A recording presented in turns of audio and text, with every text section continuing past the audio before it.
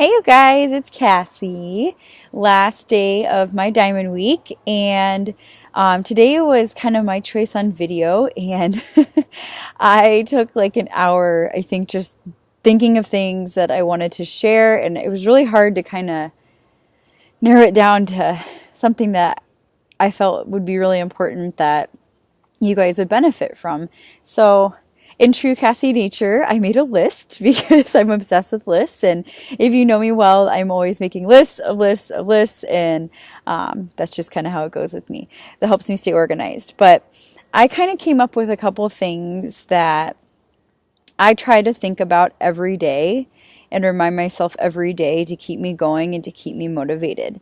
And one big thing that I struggle with, and this is ridiculous because I love it. I love health and nutrition and fitness and everything involved with that. But it's probably my number one biggest struggle every single day. I have dealt with disordered eating and issues with confidence and self-esteem around my appearance and around my self-worth, my intelligence, for a really long time. And I had a pretty bad relationship in college that kind of knocked me down with who I was. And I didn't believe in myself anymore. I was emotionally abused, and he made me believe that physically I was less than other women and that I wasn't a smart person, that, I don't know, I was just less than everyone. And I believed that.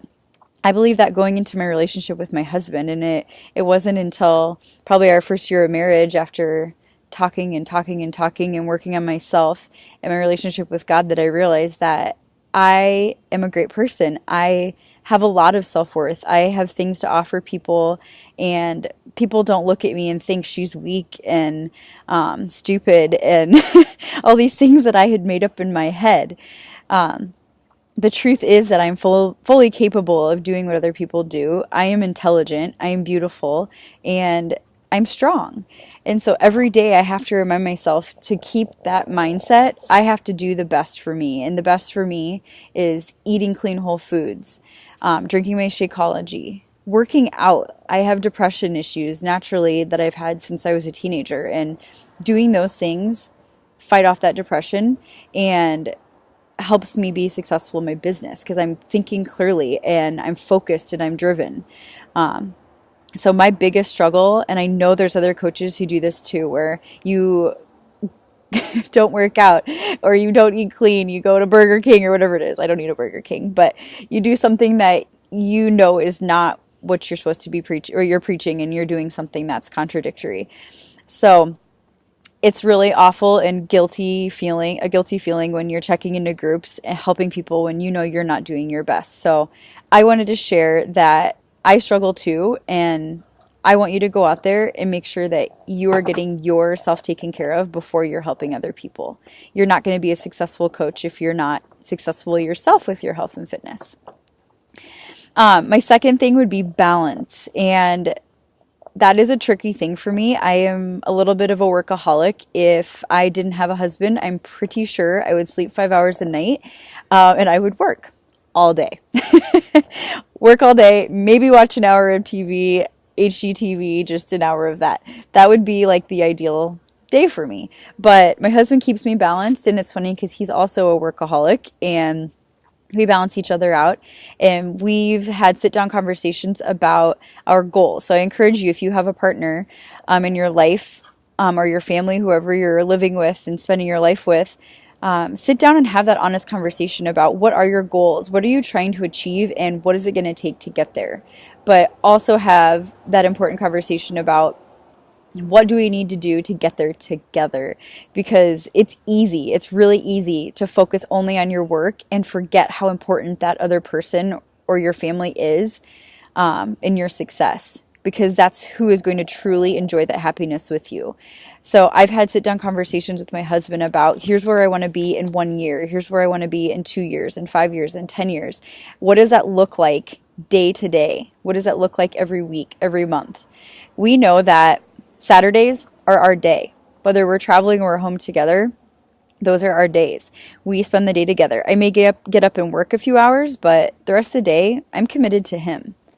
We also know that when we travel in the car, I'm working. when we get to where we're going to be, if we're with family or friends, I want that to be my focus. So he's driving, I'm working on my cell phone or my computer, and that's my time to do that. We also know that Monday, Tuesday nights are our work nights. So other nights we can enjoy our time together.